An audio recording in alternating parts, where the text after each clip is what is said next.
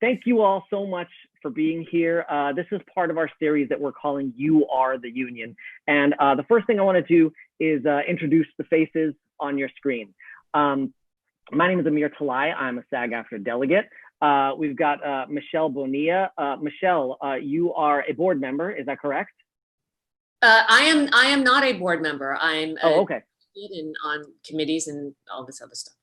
Got you. Thank you. Michelle Hurd is a national board member. I know that. And also a founding member of Time's Up New York. And Bill Charlton is a delegate on many committees and actor VP. Is that right? Am I saying that right? Yeah, National Vice President Actor Performers. I think it's a long-winded name for. Yeah, great. Okay. So, so this is something that some of us have wanted to do, going back at least a few years, which is to get elected leaders in the room with other members to sort of bridge the gap a little bit. There's this feeling that there's the union and then there's members. And it's really, really important to remember that you are the union, right? The union is not a corporation like Disney or Walmart. It's us, right? It's you and me. And if you want to change things at the union, you have the power to get involved, right? Whether it's volunteering at the union, giving feedback to staff and leaders, or just getting more informed about it, coming to meetings, whatever, and then advocating for your fellow members out in the world. So today we're going to talk about the new film TV streaming contract that was just negotiated and the National Board just voted up. So the next step would be for all members to ratify it. But before we get there, we want to give you a deeper look into how we got here and what the new contract would mean for you. So I want to be clear about something. Bill and Michelle are not here in an official capacity, okay? Once the union has money flowing in like before, I would love to have stuff like this go on through official channels. But for right now, it's just us. It's just us doing it, right? The four of us have been elected to various positions, but we don't have the authority to speak on behalf of the union, all right? We're here as ourselves. So we might not always have answers to all of your questions, but if we don't, we will try to help you look for the answers. We may not always have the ability to act on ideas or feedback that you have immediately, but I can tell you that hearing from you is what helps make us better leaders, better able to represent you. And the good news is, since we're not here in an official capacity, we can hopefully actually be a little more candid about our opinions, notwithstanding any sort of confidentiality matters that we can't comment on. So, so here's how it's going to work. I just want to set like a rough agenda so you know what to expect. We're going to get to your questions and your feedback as soon as possible, but just hold on to them for now, because for probably the first third of this, I'm going to ask all the questions. I've tried to anticipate some of your questions, so I'll be asking those, but I also want our panel to sort of demystify the negotiation process, right? So for the first third or so, we're going to talk about how member feedback and staff research drives the negotiations, what negotiations look like, and then how ratification works or doesn't. So if you have a question you want to ask us, hold on to it for a little bit, but then after that, you can go ahead and put it in the chat box, either on Zoom or YouTube, and then Jen Levin, who's another LA delegate, will get them to me to read. I'm actually not monitoring the chat so that I can sort of focus on the conversation. If you want to ask your questions on video, let Jen know in the chat, and then you just have to be on Zoom with us. If you're on YouTube, the Zoom link should be in the description.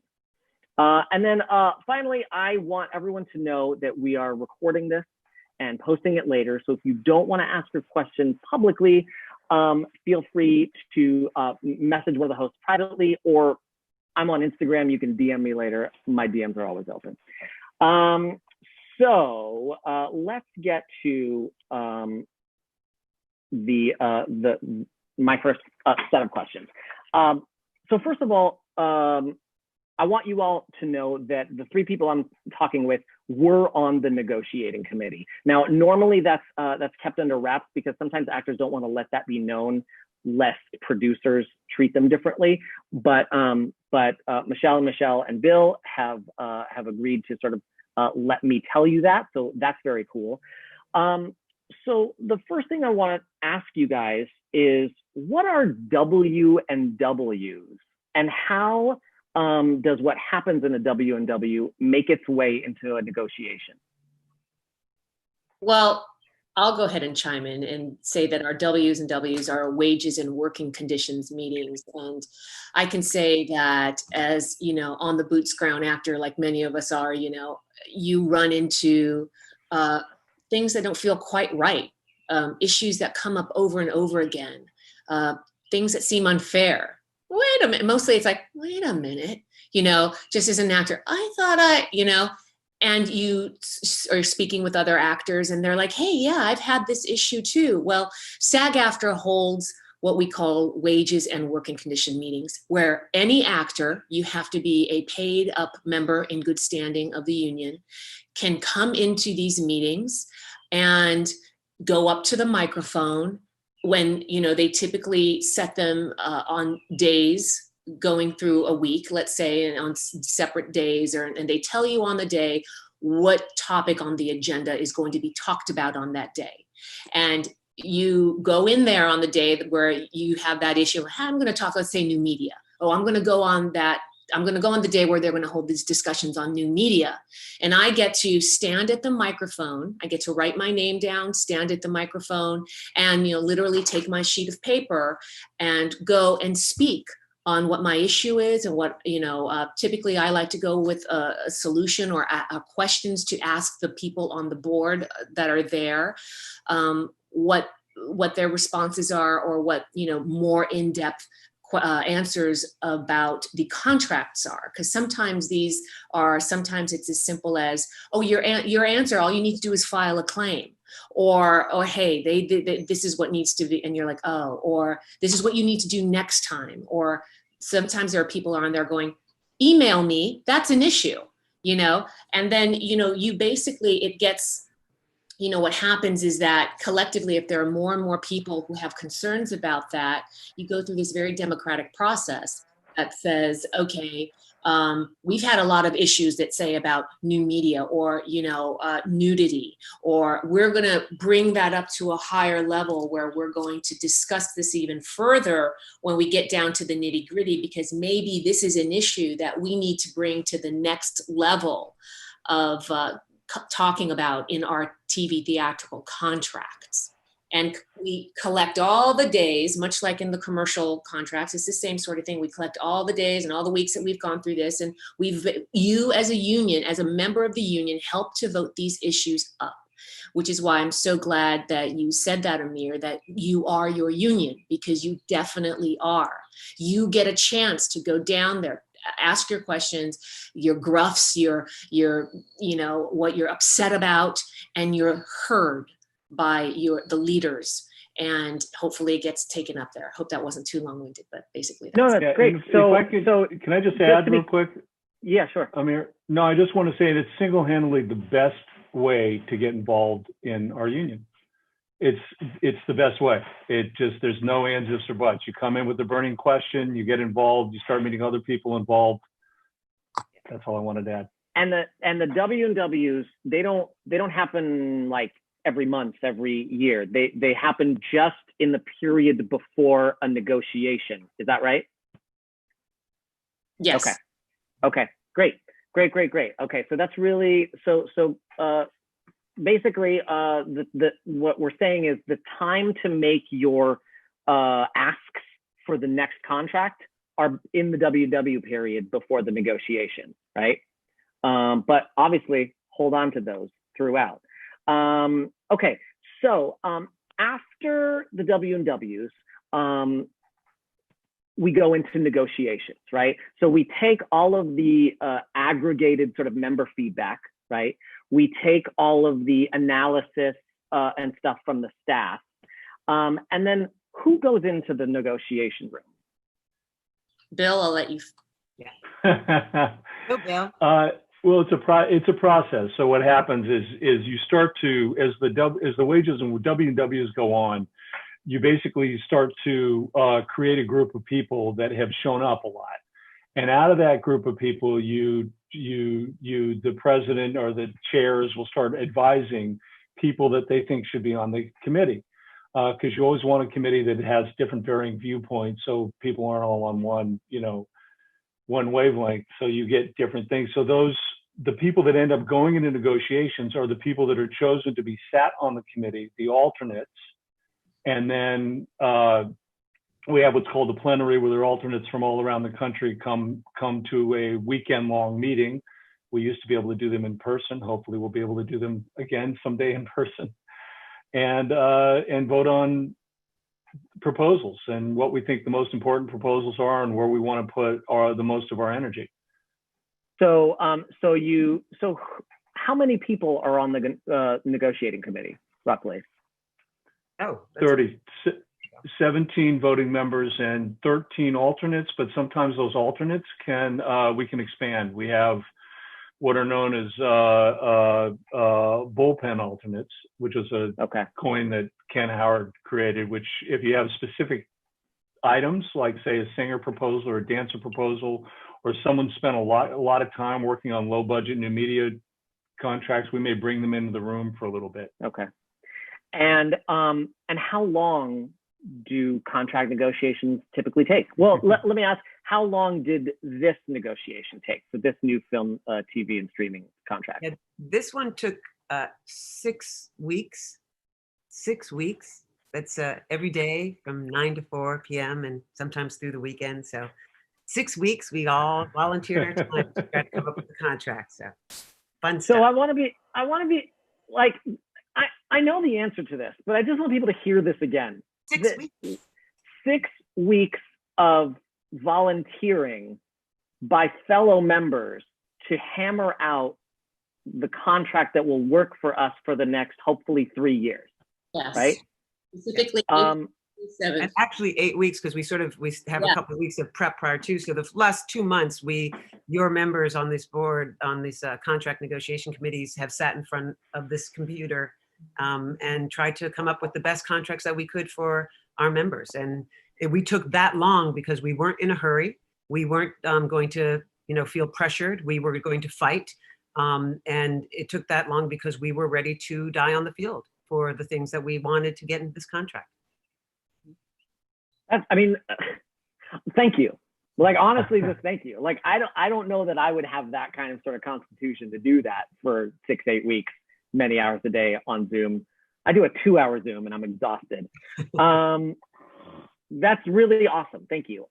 So talk to me, if you can, a little bit about what happens in the room. A lot of times when new contracts get announced, people are happy about the gains, right? But they go, I wish we had gotten more gains. So why didn't we get more gains? Right. How does the negotiation work, and why can't we get more? Yeah, well, I'd like to tell people that a successful negotiation is when all parties walk away from the table unsatisfied because everybody didn't get what they wanted. The AMPTP didn't get all their wish lists, and we didn't get all our wish lists. But each of our departments, all of our categories, all the things that we did put across the table, we got gains on. We were able to make, big jumps on. Things that we didn't feel that the AMPTP was going to be respectful to us, we actually pulled some of those proposals because we weren't going to allow them to hogtie us and limit our abilities to freely negotiate other things.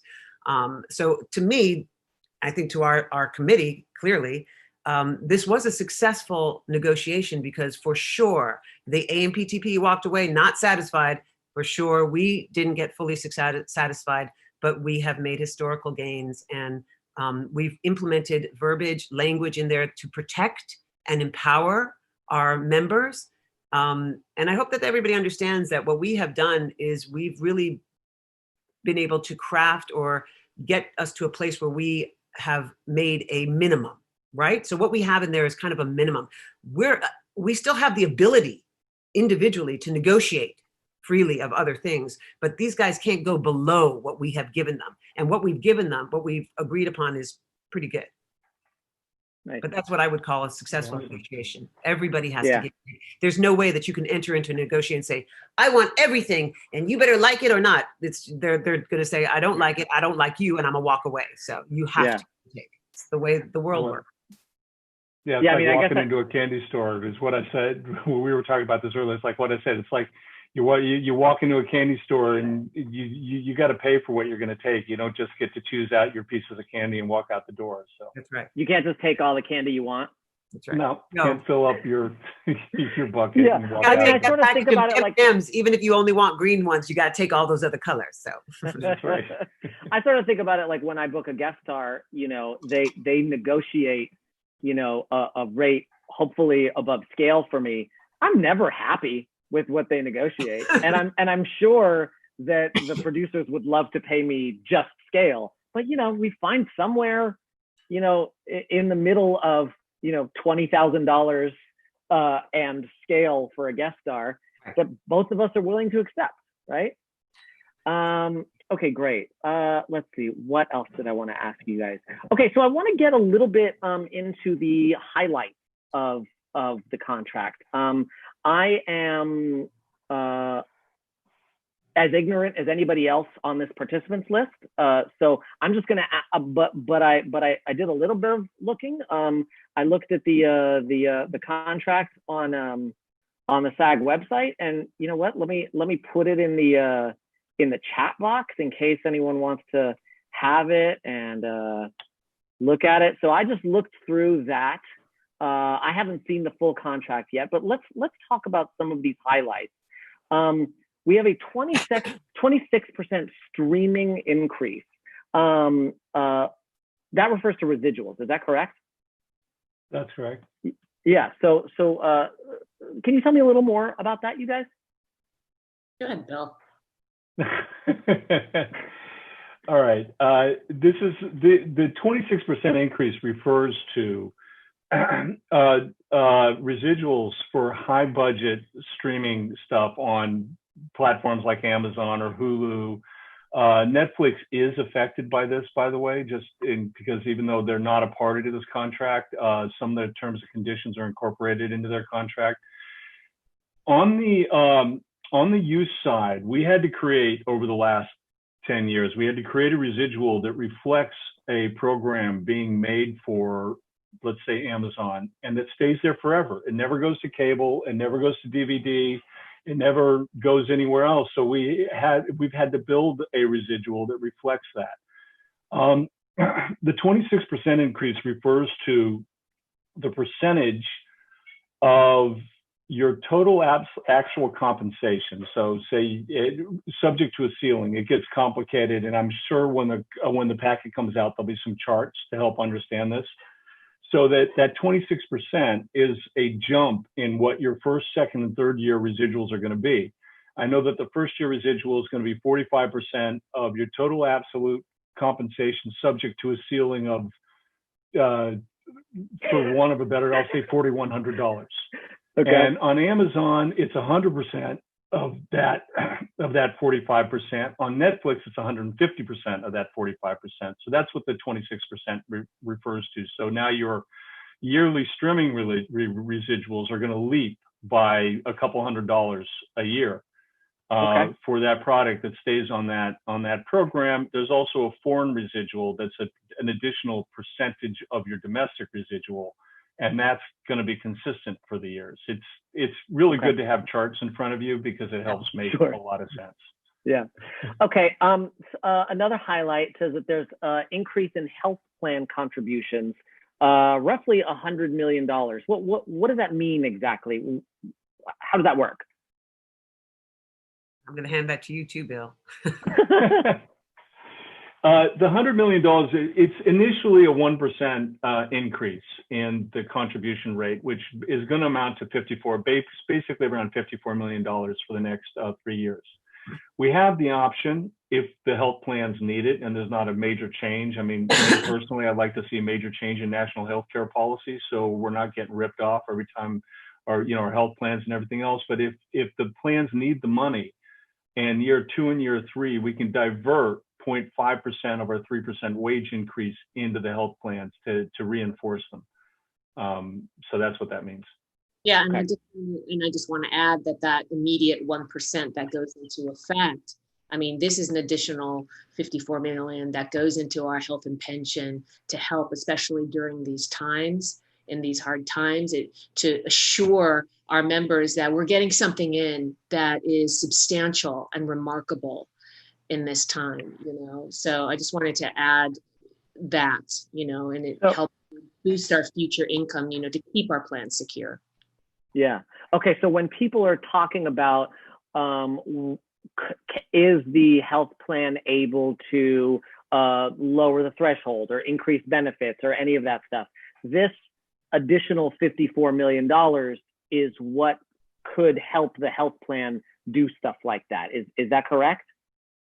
I don't know if it will help. I mean, I don't know what you mean by lower thresholds. What do you mean by that? Well, people like some people want to be able to qualify for health care by with a lower income threshold. Okay, right? I see. But the problem is that right now the health plan is so strapped that it doesn't have a ton of wiggle room. So the 54 million, is that correct to say, and I'm literally asking, I'm totally ignorant about this. Is it correct to say that 54 million would give the health plan more wiggle room to help more people, to make it easier on people? Well, first I want to say that the people on the board with the health plans, they're completely different. They're a completely different system. None of us have any say in what these members, what is the technical term, Bill, called? Yeah. Like, are they the members? The trustees. The trustees are out of our jurisdiction. Like, they're completely different, than from the union. So what they did was so beautiful in the gesture when we had the reduced payment of our our payment for our health plan or the quarter payment that we had during this time. It was extremely remarkable that we did this because, we were strapped because, like everyone else, the plans are getting hit with the financial things because our plans as trustees, they have to find places to put our money, and they're invested, they have all these things. So we're hit. They were hit too.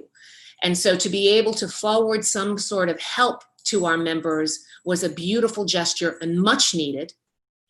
But to go forward and do that would actually be disadvantageous to the members and the whole. I mean, it's very hard to be able to have that be lowered for members again, right? Because we're trying to build it up. Remember, it's not just for the members, our youthful members and our members at large going around and getting appointments at, Toluca Lake or, in Woodland Hills, our appointments. This is our retirement funds as well. These are people who are retired and need their income, but they were promised. And remember, if we lower that for you and you, well, what about them?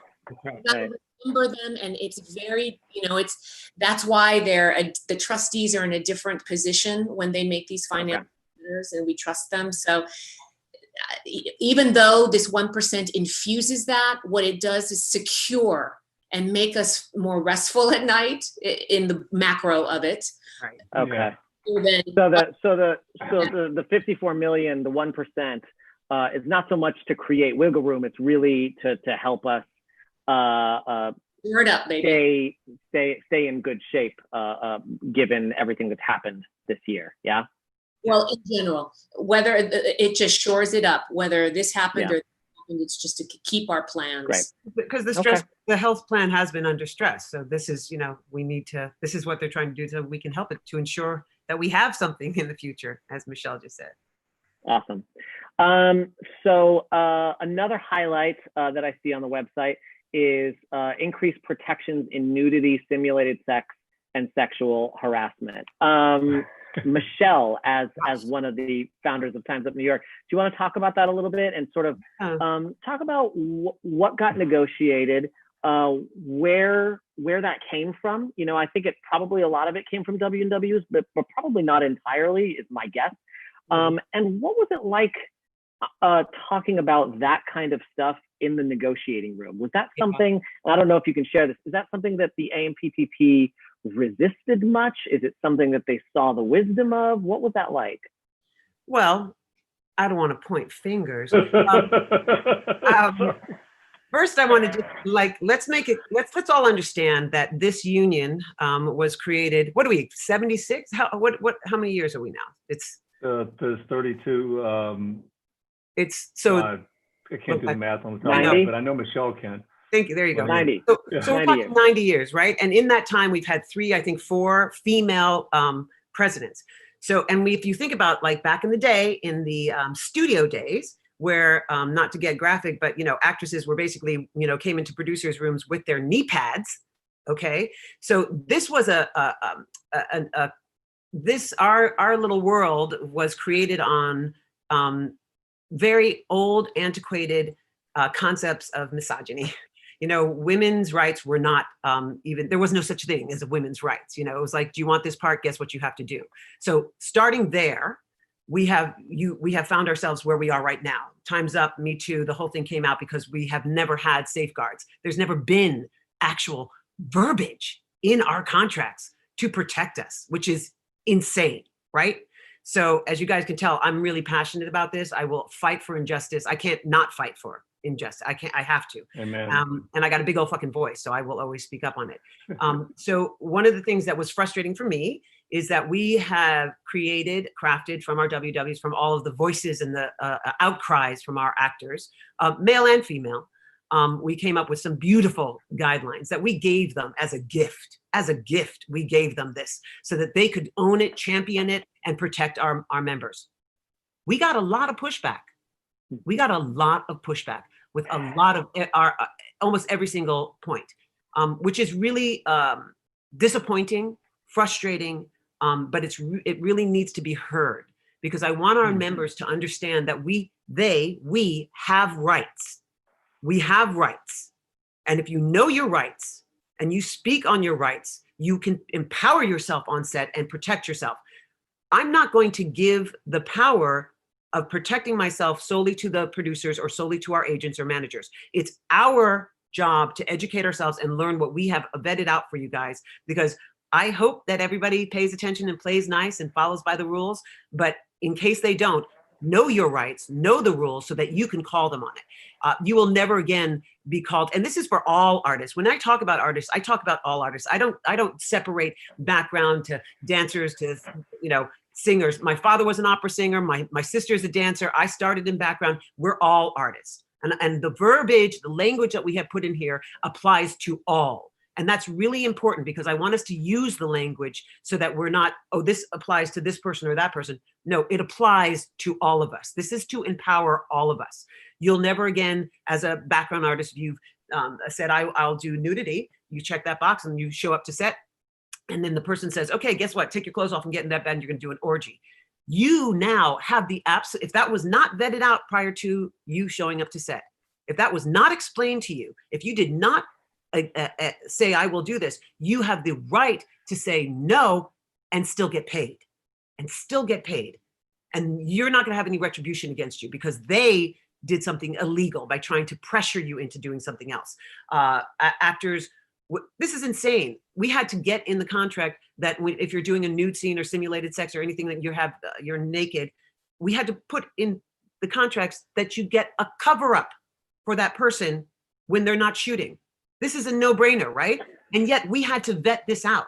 If you are going to an audition and they're, you know, in this audition, maybe the part is like for Josephine Baker and you have to take your shirt off or something, but you feel not comfortable with that, you can bring someone with you. You can have your ally in that room just to feel safe. We are redefining what closed set means, what essential members mean. If there's going to be remote viewing which is, again, why are you remote viewing the sex scene? What's up with that? What you doing in your house? Why are you doing this? It's wrong. It's wrong. But at least now, if they are doing some stuff like that, the actor has the right to know who is on that remote viewing, and we can even see them, because I feel they need to see them watching us do a sex scene while they're in their house. It's all wrong.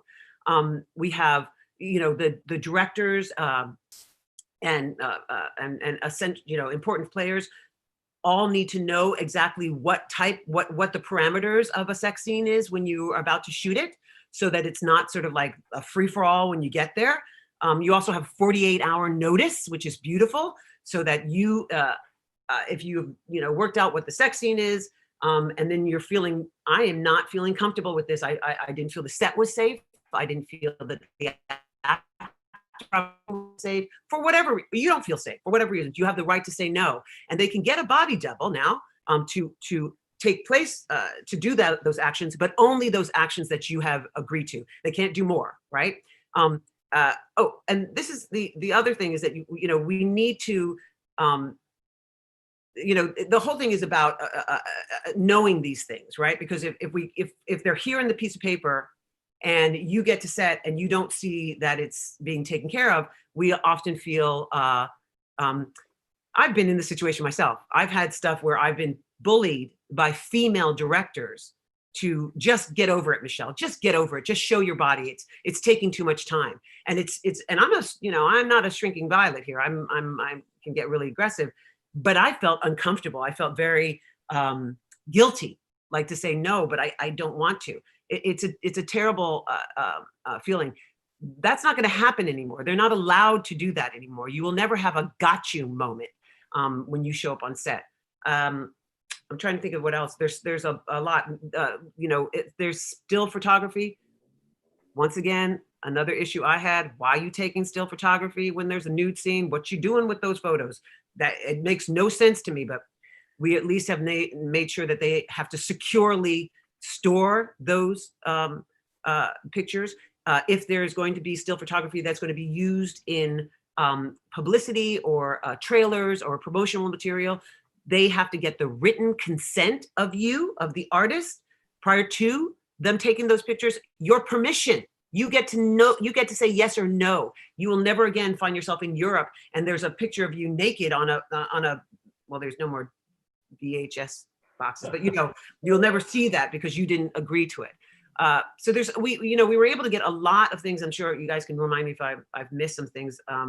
But and just so you guys know, that 6 weeks thing or 8 weeks things, there were issues here that as I said, I was ready to die on the field with. I was like, let's fucking strike. If you can't even agree to these things, then let's all just walk.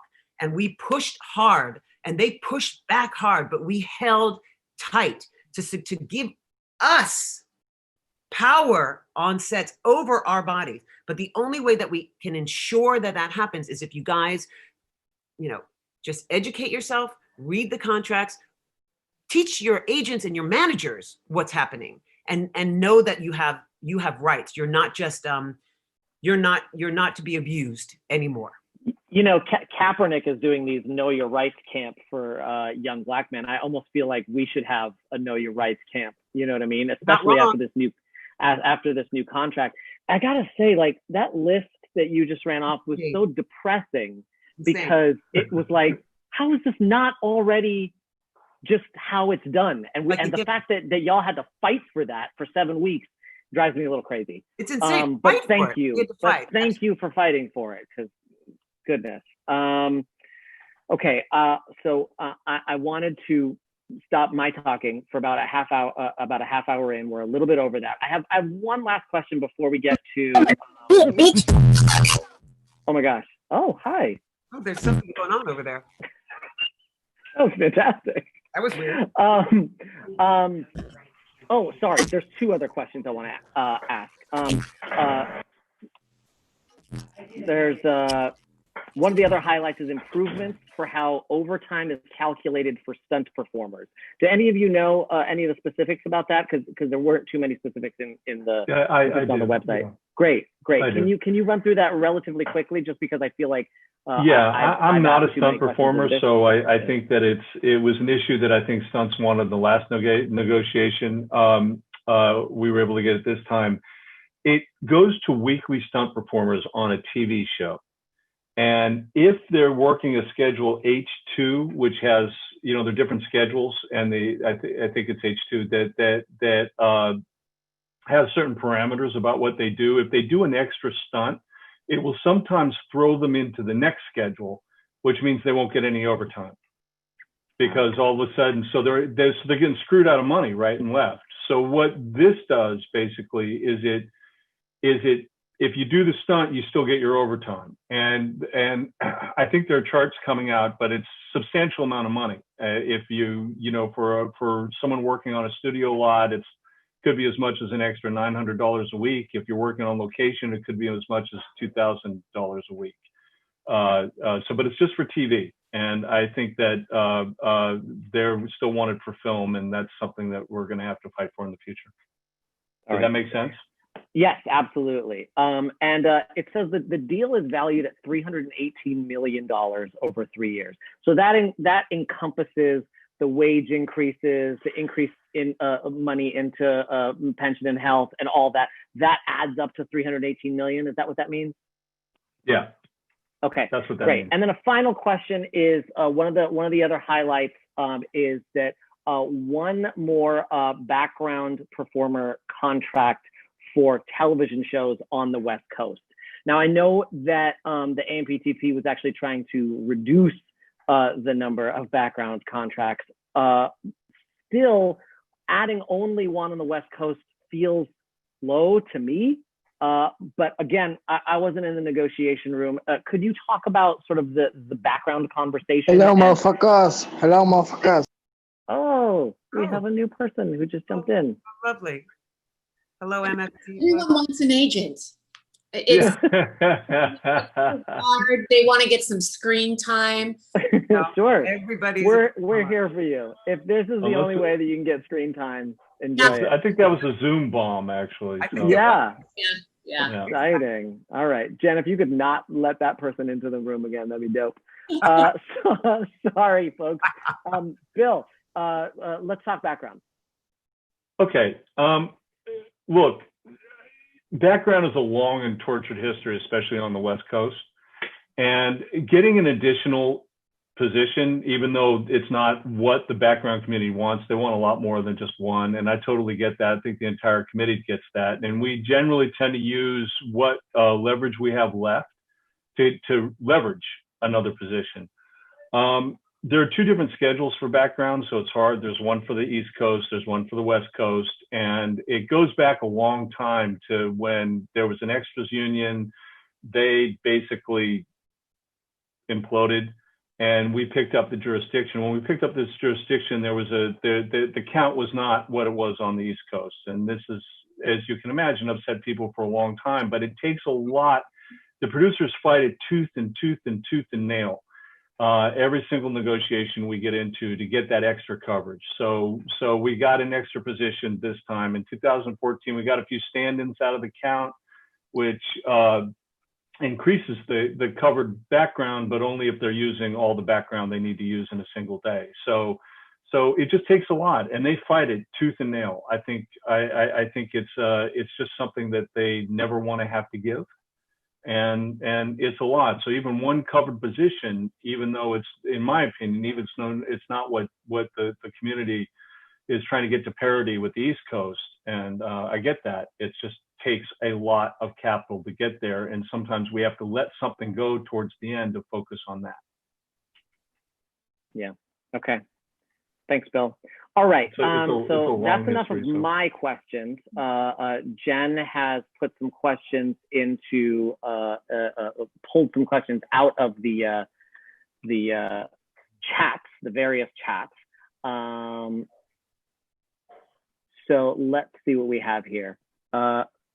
This is great. I absolutely don't understand this question. So this is a perfect question for me to be asking you guys. For X2 background performers, outside of standard raises, which barely separate us from minimum wage, what gains were garnered on our behalf? Now, did I just ask that question? Was that the same question? Did you just answer that? I'm sorry. I kind of answered that. I'll just add to that. There was also, we got pretty much the same, with the exception of audition and notice requirements. We got pretty much the same coverage for background and the nudity provisions. So that's, I guess, could be considered a gain. Yes. Okay. Yes. Yes. Vincent Amaya wants to know, how does this contract compare to the Netflix contract as far as pay rates, as far as background count, as far as protections? Say that again. How does the new contract that we just negotiated, it's for TV and theatrical and streaming, how does it compare to the Netflix contract, which we locked in a little while back? That's a good question. The rates are the same. Yeah, the rates are the same. Okay. I don't know, and I know because we don't have a background person on this panel, what the covered positions are off the top of my head, but I can look it up real quick. Okay. Well, thank you for looking that up. All the terms and conditions are pretty much the same. So yeah. Okay, great. If you can keep looking that up, that'd be fantastic, and then we'll circle back. Great. Question for Michelle Hurd. With respect to prior consent on nudity type scenes, do stand-ins or background performers also get that 48-hour notification? Stand-ins have, as I said, they have to be informed of what is being asked of them when they are agreeing to do a job that's going to involve nudity. Now, one of the things that we all have to realize, if I've done years and years of background, that's how I got my insurance, is that it's not necessarily 48 hours when we get informed that we're going to be doing a job, right? So that little world doesn't really get applied to a background artist or a stand-in or background artist, let's say specifically. So, that's where, that was the frustrating part, because the actual mechanics of doing background work sometimes means less than 48 hours of time to be informed, right? However, in that time, when you book your job and they tell you that you're going to be doing a nude scene, and you say, what exactly does it entail?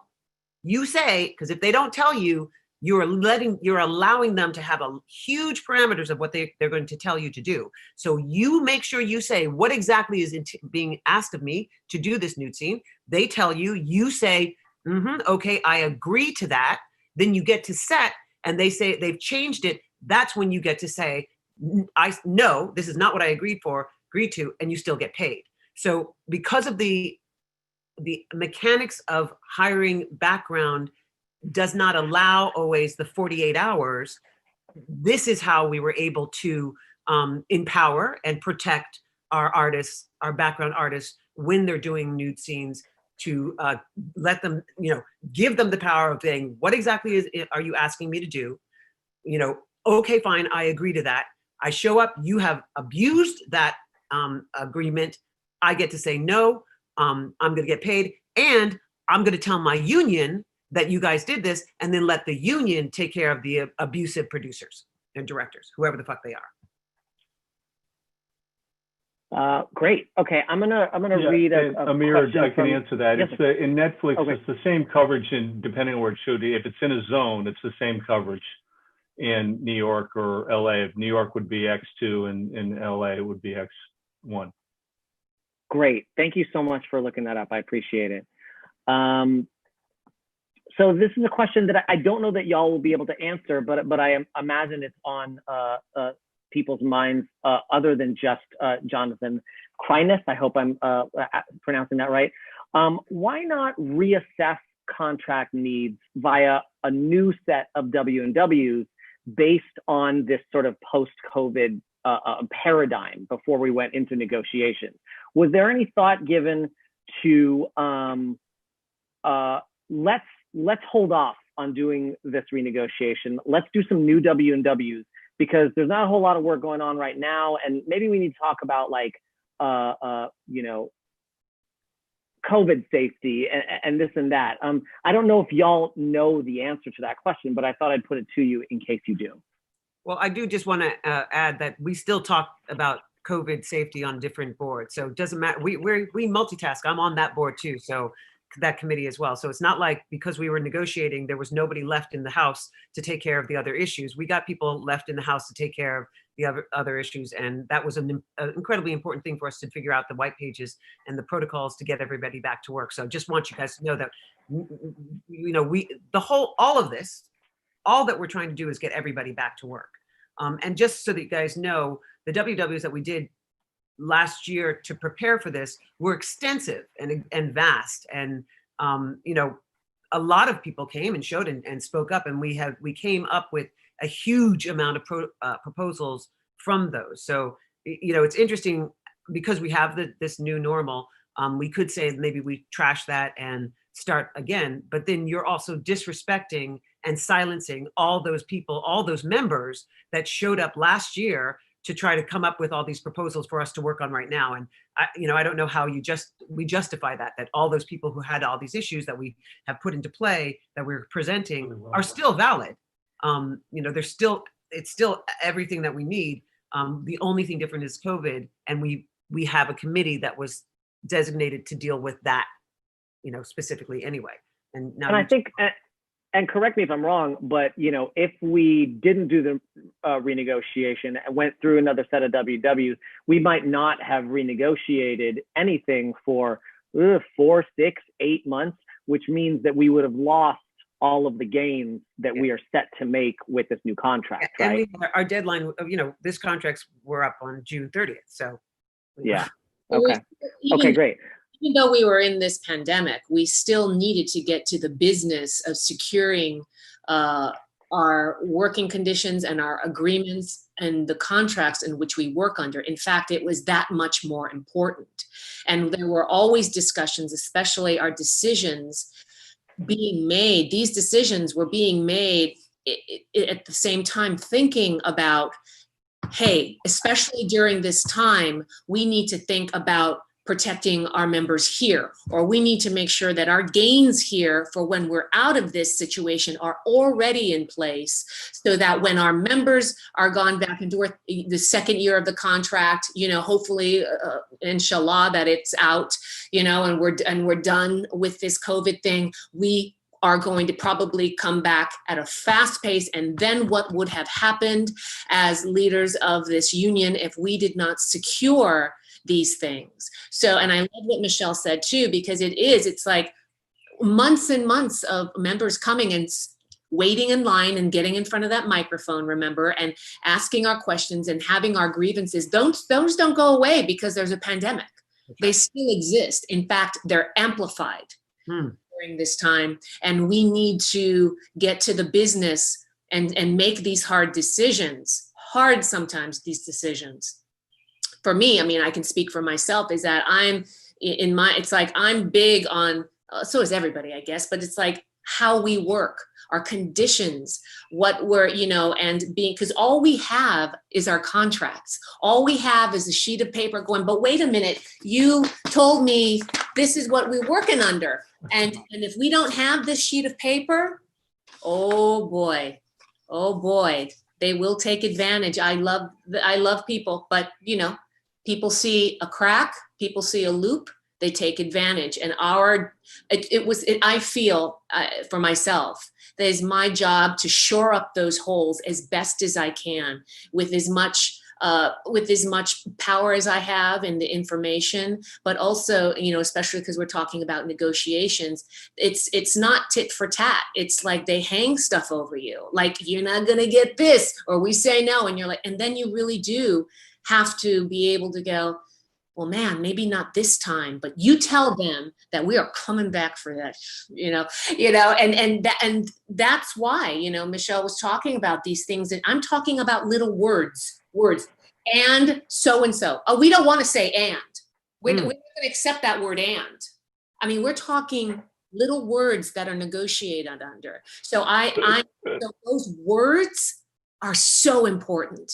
So when you're talking about going back and having more words or more W&Ws, especially this COVID, it's at that point too late. But the sharpness and the astuteness of the committee members, oh my God, rest assured, you guys, that these committee members are the sharpest. I was in awe of the numbers that they can bring up and the history and the what about. That's what I want to say too, is that the strategic minds of just our committee members, along with our negotiators, you would be blown. Oh, I was blown away. And so we have to think of this as a whole. When we go into the process of this and then finalize something, I mean, this was my first time doing this on this committee. And I have to say, at the end of it, there were moments when I was in tears because I didn't get what I wanted, but at the same time, a couple of days, and I had to go, oh, but I understand, because I have to think of the greater picture. I have to think of 2 years down the line of when our members, and then I can hold my head up high and go, you know what? We made sure that we got that for you. Yeah. The best way we could. So that's a kind of like a bigger answer to that question. That's great. That's great. Michelle. I love that. Thank you. Thank you so much. All right. Well, we've got our first video question coming from Nick Sakai. Nick, if you can please try and be concise, because we definitely want to get to as many people as possible. There's Nick. Hi, Nick. Nice. Question, my man. How are you? Okay. Good. So, Hollywood Reporter, Jonathan Hendel in specific, he mentioned that if it wasn't for a pandemic, we would have gone on strike. That's what he said in the article. So, just want to know what it was like in the negotiating Zoom room, so to speak, I guess. Was it different from the usual negotiation? Yeah. Was it Great question. All right. Thank you so much, Nick. Thank you, Nick. All right, guys. Was it different? I'll answer that. Yeah, I mean, there was some differences. But I'll tell you, because I've been on this committee and I've been in negotiations before for SAG-AFTRA. The thing that was kind of interesting, and I will acknowledge that I had complete Zoom brain fry, like, no joke. You literally like, why are we still here? Your face gets like here. It's just, it's terrible. So, there was some pain for sure, but there was something interesting from my point of view. There's something about looking at each other when we're talking. You see each other in their home. We become very human. We become very vulnerable. And there was some sort of, from my point of view, there was an awareness of each person as an individual speaking out about an issue, a proposal. Sometimes when we're in the rooms and we're lined up against a mic, there's people, everybody's like sort of writing notes to each other or whatever.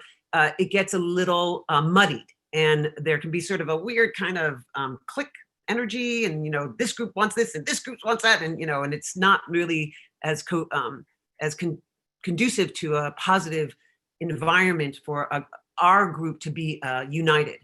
I will say that I listened, and my mind was changed on certain things. I hope that other people had maybe listened and their minds were changed. It became much more of a I felt cohesive way, and mind you, there was absolute passions and absolute yelling and all that kind of stuff, but we pulled our shit together. And as far as strike was, there was absolutely moments where we all were like, well, shit, if those guys are going to push back on all of these things, I guess we have no choice. There were those moments where we were literally like, I cannot believe that we are about to tell our members who have been quarantined for 6 months, 7 months, that when it's time to go back to work, they're not going to be allowed to go back to work because we struck. We decided to strike.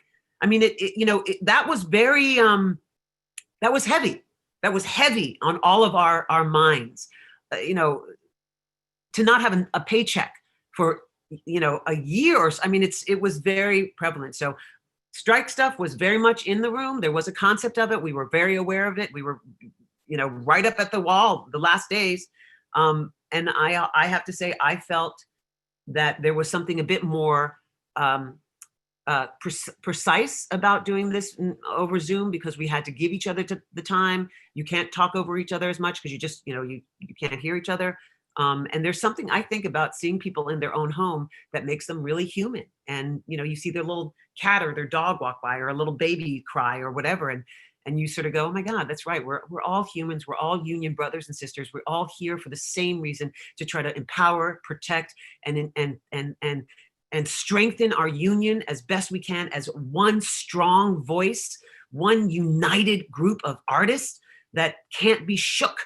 So to me, that's long-winded to say, I thought it was quite, I enjoyed it. Yeah, and if I can just add to that, I thought, I've done a bunch of these as well, and I found that it really focused you heavily on what was being said and what the strategies were. There was a lot less noise in the room. I think we all missed the food breaks, because we eat when you're in negotiations. You're up at Sherman Oaks at the AMPTP, you eat like nobody's business. You gain 80 pounds and you waddle out of there. I've been in the committee meeting when we have literally been on the way out the room, say that's it, we're done. Yep. And we're walking out the room, and they've come back in at the last minute where we've actually pulled that leverage hole. I think in terms of Nick's question, I think before the pandemic hit, we had some huge ass items on the proposal list that we wanted to get to. Once the pandemic hit, I think both staff, our legal staffs, the committee's assessment of the situation changed in terms of where we were with that, and where our decision making was at. So that's all I can say really about that, is that I think before the pandemic, we were like, we're getting all this stuff or else. And once the pandemic hit, we were like, oh, okay, what do we do here? So I think that's the best way to answer that for me at the moment. Thanks. Just ran out of juice. Can you guys still hear me okay? Nope. Barely, not really. Did you like it, Michelle? How'd you feel about that? What point with regard, like Zoom world of the negotiation kind of thing? I did. I liked seeing everybody, and it's very interesting when you have people on that gallery view and someone speaking, you see the nods like simultaneously, or maybe someone disagrees and they'll raise their hand on the Zoom and then they'll ask the question. You're like, oh, that's very interesting. I liked it. I mean, I did get that the Zoom fatigue, I was, oh my God, I don't think I mean, it took me a while to be able to, I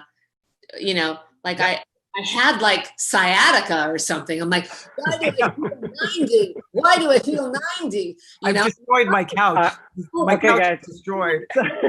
I'm gonna cut in. I know we could talk about Zoom fatigue all day long, but I want to get some more questions. The next person, another video question. My friend Ron Ostro, I'm going to ask to start video and ask to unmute, and he should be joining us any moment here. Hi there. Hey, Ron. Hey, buddy. Hi, hey, great everybody. to see you. I just saw you the other day. Yes, we saw a lot of each other the other day. So first of all, thanks for having this. I think it's a very valuable that you're doing this. And I just wanted to pipe in on a couple of things. When we got the nudity provisions, a very important thing that was added there were the words sex acts. So somebody asked about stand-ins. Stand-ins don't get naked, but they do participate in sex acts, simulated rather sex acts. It can happen in block days. So stand-ins did get a protection over there. I do have to offer just a little bit of a different perspective than my dear friend Michelle, who I love and adore. Both Michelles, but I am talking about Michelle Hurd right now. other side said that background doesn't need a 48-hour notice in the way the principals do because they cast differently. And it's just not true. So one of the things that we have to understand is that we were not able to achieve the same exact, we had a very important protection, the cover-up protection, very important. We did not get the same protection that principals get, which is the 48 hours. We're going to get a bulletin which says that if possible, casting will tell background what's happening. Well, this is, I have to be, these guys have heard it already, but this is not a protection because they can board shows in advance and know what principals are going to do. They can board shows in advance to know what background's going to do. And background who are naked rarely get booked the day before. They do say when they register for work, I'm willing to be naked, but they don't say I'm willing to pretend to go down on somebody. They don't say I'm willing to be topless with, lying on top of somebody else. So that has a clarity. Now, the other thing is unquestionably very valuable to be able to say no and walk away and get paid. But again, when we're talking about background does not want to be the reason why production shuts down, production shifts, production gets screwed, because they will get punished for it. So I'm very disappointed that we were not able to achieve this. Everybody understands on this panel, understands the ins and outs of what happened. But I just want to be clear about this, that as people understand and they look at it, you can make your own decisions about, the relative merits, but they do need to understand that there is a difference here. And when they go to work, they will be protected in the way that Michelle was talking about, that we were just talking about in terms of their day's pay.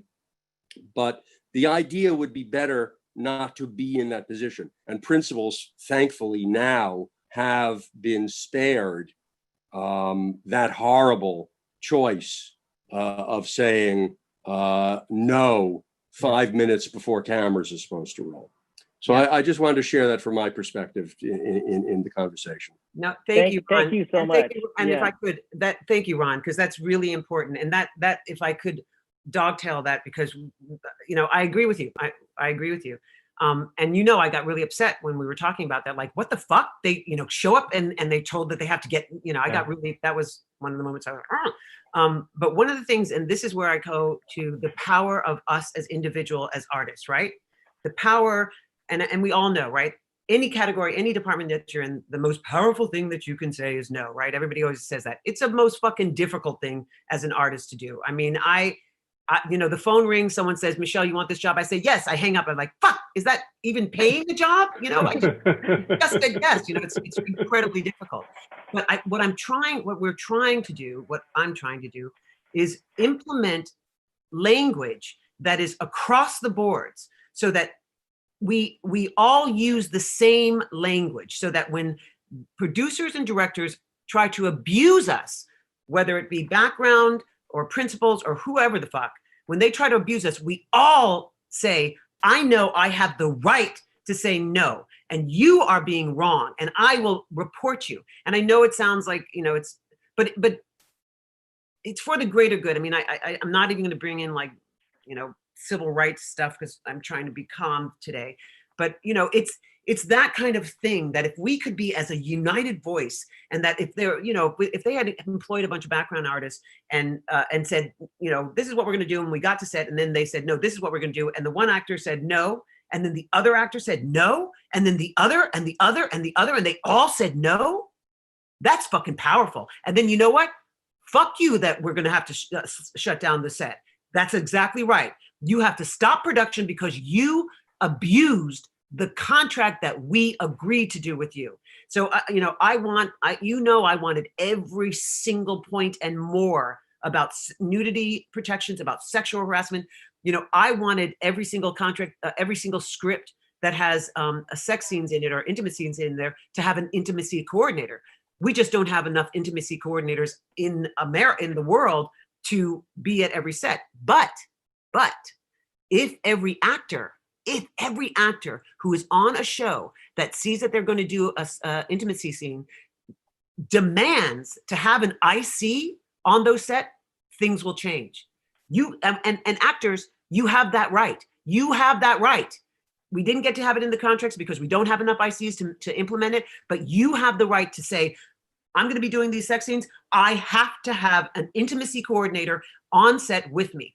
So it's just trying to create a world of a universal language that not only we as artists understand, but those they understand as well. So thank you, Ron. Yeah. For that. But I just wanted to say, because I feel for all of our people. I really do. And if I could, I would.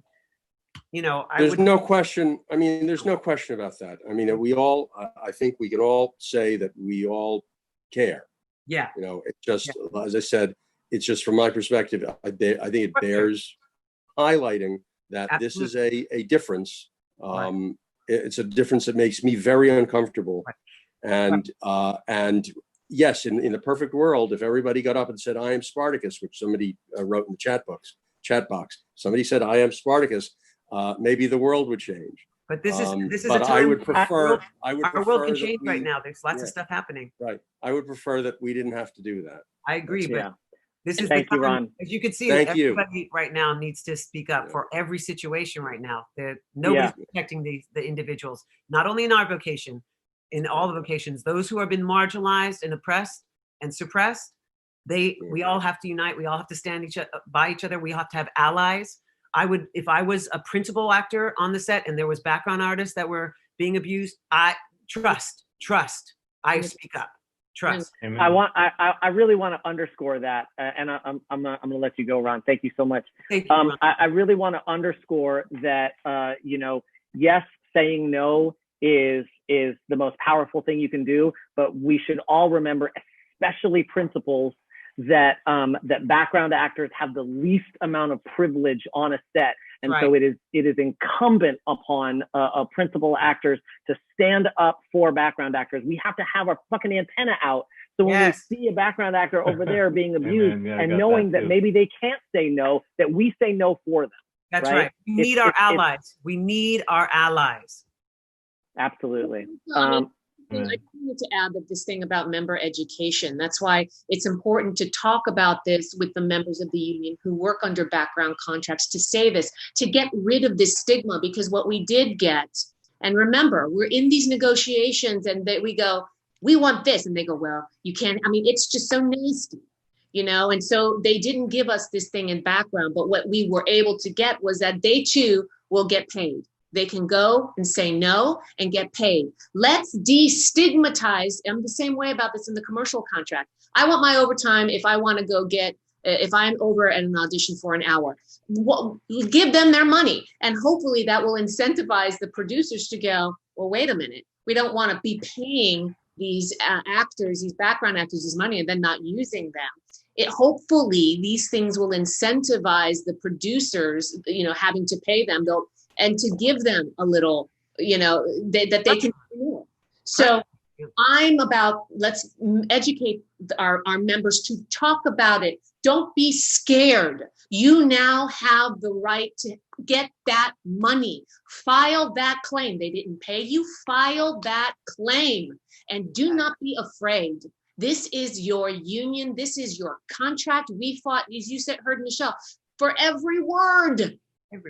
Every word is a prick with a needle, and we're blooding, and so do not be afraid, because then when we all talk about it, how are they going to single you out as the one who creates this if we all create it?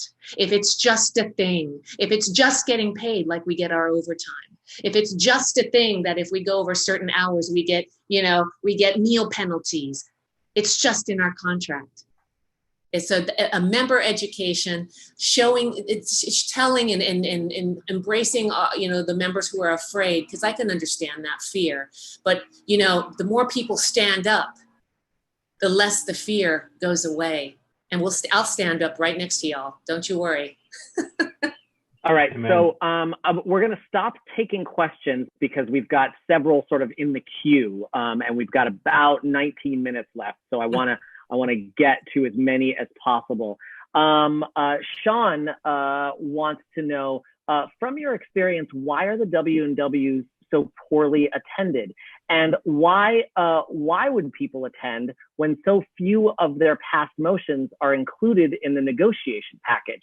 So I think I would take issue with the second part of his question, that so few of their past motions are included in the negotiation package. I haven't been in the negotiating room, but I know that, you know, the W&Ws are just part of what gets included in the negotiation package, right? There's staff research, there's what comes out of committees and stuff like that.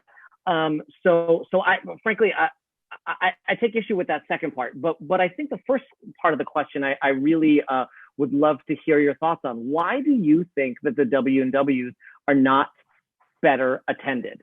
Aside from the fact that W&W just sounds boring as shit. We've been debating changing the name of that for years, because it's like, people are like, what the heck? Is because people, once they're there, tend to go shorthand. Oh, a W&W as opposed to a working and wages conditions committee. I think that as for poor attendance, my experience in the last W&Ws was that the attendance wasn't that poor, and compared to past working wages conditions. And the last commercial contract we had, the working wages conditions committees were packed. I think it comes with timing. I think it comes with member education. I think it comes with, I mean, it's a great frustration for a lot of us, because the more people in the room, the better. And the more people in the room to talk and get educated about what's going on. As for, I want to address the second part of the SAG question, because I find it fascinating. It's, you bring a motion and you have to get, it's a democracy. It's a full-on democracy. It is the best democracy. It's like going to a town hall meeting. You got half the room going, oh yeah, I love that. And the other half of the room going, oh, what is that? You know, so you debate it out and you work it out, and you've got to win the room to get a proposal to go forward. You know, you've got to get that sense. And then even if a proposal goes forward, staff might come back and go, it's a great idea, but it's illegal. I mean, we've actually had things like that happen where you can't actually run down that road. So I think it really comes down to that and pushing your ideas. I mean, I don't want to speak for Michelle Bonilla, but she was at the W&Ws and just pushing the low budget new media thing over and over and over again. And she had people going, yeah, I'm with you. I totally agree with you in terms of that. She kept to it. So you got to keep to your guns. You want to get people enrolled in what you think and what you want to carry forward. And it's actually quite enthralling. It's exciting to me, especially I've been in a lot of these rooms, and when I feel the room shift, I can instinctually feel it. It's an exciting moment. Either way, if it's a yay or a nay on something that I might, maybe it's a nay on something I like, and I can feel the room shift. It's really quite remarkable that there's a collective instinct that goes on in there. I wish I could address the poor participation. I mean, I think it's been a frustration for all of us for years, and that's the first thing we say when someone starts coming at us with a question. Well, come to the next working wages condition committee and bring your concerns so we can talk it out and we can get educated and we can find out, and then they don't show up. Yeah. I mean, I always think of, I used to be president of my condo association in New York, and invariably there was someone that just bitched about something. And I'd say, well, our committee meeting is next week. Why don't you come and talk and tell us why you think it's a problem? Never showed up. Never showed up. So I just urge everyone and to send out the story. I mean, we had some good participation from a lot of new people this time around, as you just say, hey, show up, bring your thoughts, bring your ideas, and also be willing to listen, because there's a lot to learn. Thanks. I guess what you're saying is you are the union? Yeah, that's exactly what I'm saying. Is you are the union, bingo. Guys, there's so there. I mean, yeah. Why is voter turnout so terrible in the union? Why is voter turnout so terrible in the country? There's so many reasons. There you go. Right? And and frankly, I take my share of the blame for that. Right? Like, I don't do enough to pull more people into the process. But that's part of what this is. Right? This is I'm trying to be loud and clear to everybody that if you don't feel like you have enough say in the union, you can change that. And if you're not, DM me. I will figure out a way for you to get more involved. You're gonna have Last time so I many got like, DMs. You're Say gonna that get again? DMs. Yeah, slide in there, you guys. Come on down. Okay. All right. I've got a question about the East Coast. I'm going to combine these two questions from Chuck Slavin and Ben Hawk. So we added a background performer contract on the West Coast. Any financial wins specifically for the East Coast? Do you think this would have been the time to request national coverage for background? And furthermore, 4 of the 20 bargaining proposals were from New York. That's news to me. I don't understand what that means, but I'm sure you guys get it. Which ones were they? And did SAG-AFTRA gain them in part or in total? Sorry, was that too much? Well, I'm not sure about the East Coast background actors, but I don't know if he can help me out which most proposals were from the East Coast. I don't know. That's very vague to me. Yeah, I don't know. Okay. I mean, the other important thing to remember about proposals, sorry, I don't mean to jump in, but is that oftentimes they'll come from different parts of the country, something similar or not similar. So yeah, so it's hard. I don't remember the first part of the question. Was that about, national background coverage? Yeah. This is a question that comes up all the time. It's been handled really well by some of the background performers that are on the chat over there on the threads. It's not a subject of bargaining. It's not a mandatory subject of bargaining. Really what has to happen in communities like, we're dealing with right to work states like Georgia or New Mexico. And those places have to, the background people would have to organize. They'd all have to get together and take a vote that we want SAG-AFTRA to bargain for us. We can't impose it nationally in a bargaining situation because it's not a subject to bargaining. We can ask for it and they can say, I'm sorry, we don't have to bargain about that. This wraps around labor law, wraps around federal law, wraps around all those things. It's not just an easy fix. I mean, I think we'd all love to have national background coverage everywhere. I think that's an important desire for us all to aspire to, but it comes down to those communities. It comes down to organizing. So, and then there was nothing specifically in the East Coast in this negotiation. I think that question was asked for background anyway. All right. 06 Stunt Chica on YouTube wants to know, where does that money come from that is diverted to reinforce the plan? So I'm trying, I think what Stunt Chica is asking is that 54 million that's going into the health plan that the producers are putting in. What is that? Where does that come from exactly? Are they writing a check for 54 million? Is that coming out of our checks and then being diverted to the health plan? How does that work exactly? Go ahead, Bill. You're probably more concise. Okay, yeah. It's negotiated. And if you can try and be a little concise, because I'm going to be as concise as I can. We negotiated an extra percent. So every time you work, every dollar you make up to a certain amount, 19.8% of that dollar goes into the pension health plans. Last contract was 18.8 or something. The percentage isn't quite right. Last time was 18, this time it's 19. That's where the extra money comes from, the extra percent on $1 billion or so that's being made. Okay, great. That was brief. Thank you. I have to get better at being brief. As they all know, I can be long-winded. Okay, Christine Bruno wants to, speaking of I Am Spartacus, how can we get concerns of disabled members to the negotiating table, otherwise known as performers with disabilities?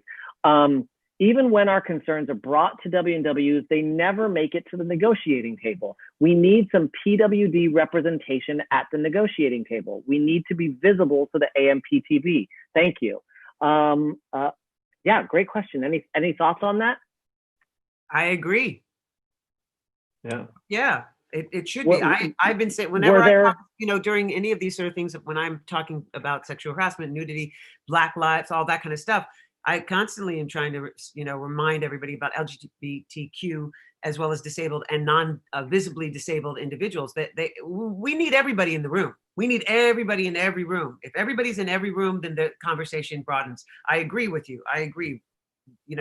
Come to more meetings, get your, participate more in W&Ws, participate, get your face out there, run for election. Get on. Yeah, I'd love to see more people with disabilities all throughout the power structure at the union, right? Not just the Performers with Disabilities Committee, but in the local board, in the national board, in the in leadership, in the LGBTQ committee, right? Yep. A committee that isn't specifically PWD, right? Hey, not gonna lie, that's a problem. That's a problem. We have, by the way, had PWD people in the commercial in the last. I can't name them because it would be a violation, but and it's a great question, Christine, and it's really pushing that committee to bring those proposals that you need to the W&Ws. And we do have disabled people and LGBTQ in our sexual harassment and blue ribbon safety committee. So can't say name. All right. So I would love to get to all of your questions, but we're going to finish up with one final one before I wrap up. What proposal items were you most proud of achieving in the negotiation? And what key item that we didn't get would you like to see brought back in the next cycle? That was from, by the way, that was from Brent Anderson, who's also on the negotiating committee. Yeah, hey, Brent. I would say, I'm obviously not obviously, but sexual harassment and nudity protections. I'm very proud of that. And I'm going to keep doing that, whether it's on this board or just in the street, trying to protect people. And one of the things that we had to pull that I was pretty much focused on is options and exclusivity, because those people were not hearing us. They were going to try to tie our hands. And I will encourage every actor out there to go beyond whatever their contracts say, and then just take other jobs and then say, oh, sorry, I apologize. Didn't know I wasn't supposed to. Just do it. Just do it. You have the right. Go ahead, do it. Take whatever jobs you can. These guys have to learn. They have to learn that an actor, if they're employed for now we have 6, 8, 10, 13, 24 episodes. If I'm doing a short thing that's only 5 months and I've got all these 7 months of the year, I have to take other jobs. I got to take other jobs. I got to take other money, because I'm not one of those A-list people that make, a bunch of money an episode. I don't. I'm a journeyman. And so they were trying to hog tie us, and we said no. We said no. Don't. We'll take the jobs and ask for forgiveness later. So I encourage every single actor, take as many jobs as you possibly can. Just take them. We're going to train them. And also so that they know, when we do other jobs and we do other shows, we only help the shows that we're on. We don't hinder, we don't cause any problem to the other job. We actually amplify it. So do that so that they can see that by allowing us to take as many jobs as we can, we only amplify our fan base, which therefore amplifies their fan base. They just don't understand 1 + 1 = 2. Bill and Bonilla, I'm going to let you answer that question, but I'm literally out of AirPod juice.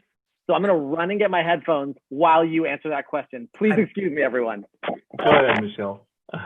I'm really happy with the growth, the strides that we made with our high budget streaming video on demand.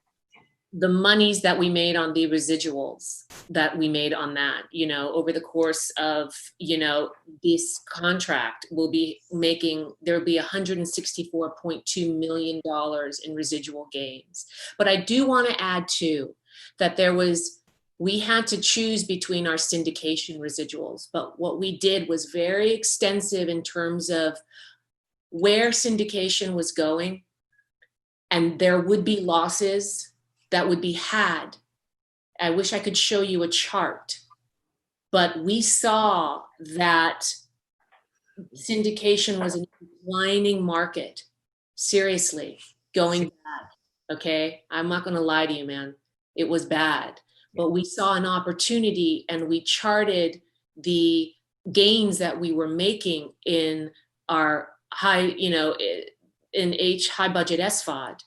And it is exponential, the amount of money. Like I think over the course of 9 years, there was a chart where there was the losses in syndication was an astronomical number. Yes, 170 million. But by the end of that same time period, the gains were 701.4 million.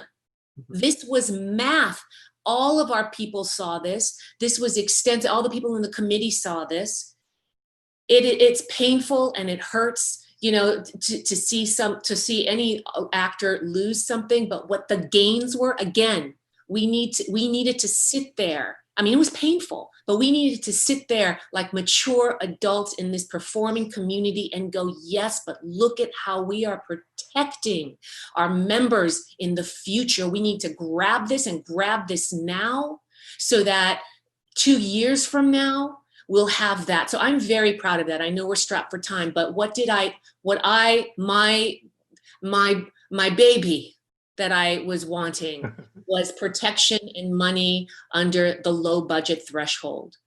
What we below in new media, meaning the idea of free bargaining, we could not get that.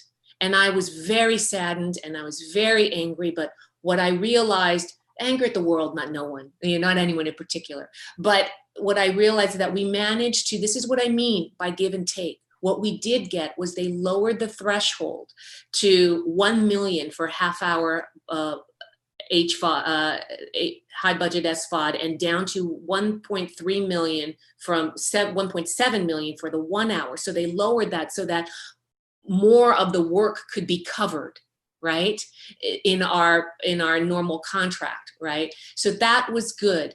And that is what I want to bring back in the next one.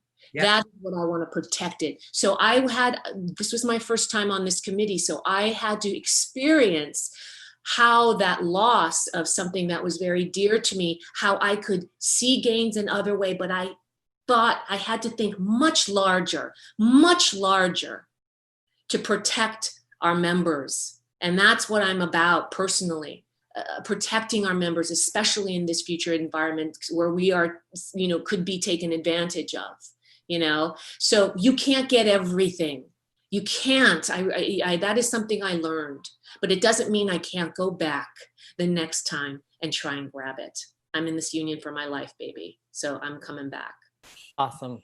Thanks, Michelle. Bill, did I miss you? Or have you? No, yeah, I just, my proudest is we've been working on getting the high budget streaming residuals up to something that looks like someone can make a living off of it. And we've done that. Yeah. Just to keep it brief without going into too much detail. And for me, I've got a laundry list of things I want to bring back. I mean, every time I'm always frustrated by something that I want, that I really want to fix or I want to make a move on. And there's always something that comes up, so. Okay, great. Thanks, Bill. Okay, so folks, I really wish I could have gotten to every single one of y'all's questions, but we're out of time. So I just want to thank everyone for their time, particularly the panelists. To finish up, I just have a couple of favors to ask of everyone who has tuned in. I would love feedback on this live stream. We've sort of just started doing this, and we want to make it as useful as possible for members. So, let us know what you thought. Was it too long, too short? What should our next one be focused on, if anything, or maybe it should be sort of a wild card, free for all type of thing? Is this an okay time of day? Do you prefer Zoom? Do you prefer YouTube? All that. And then secondly, one other favor, go on your social media and let your people know that you just watched this live stream, this unofficial live stream, right? Let them know what you thought. Hopefully you found it productive. Hopefully you found us receptive and engaging. But if you didn't, fuck it, share that too. And you can tag us or don't tag us. You can tag Unite for Strength or don't. I don't care. I don't care about all the tagging. What I really want is for people to know that while our union's official activities right now are mostly restricted to essential business, right? So contracts, safety, negotiations, there are still member leaders like us and others who are doing what we can to connect and represent our fellow members, right? Again, you are the union. So, so if you want to get more involved, hey, slide in my DMs. I will see what I can do to get you more plugged in, right? The more people that are involved, the stronger our union is. Yep. So again, thank you all very much. Bill, Michelle, thank you all very much. I'm going to start. Thanks for having us. Close Thank this you. down now. And there's a All right. seat out there for you guys. There's a seat in the room for every person. So just come That's on. right. Come on. I'll give you Michelle's my seat. seat. Come on. That's right. Come All on right. down. Bye, y'all. Thank you. Bye, y'all. Thank you.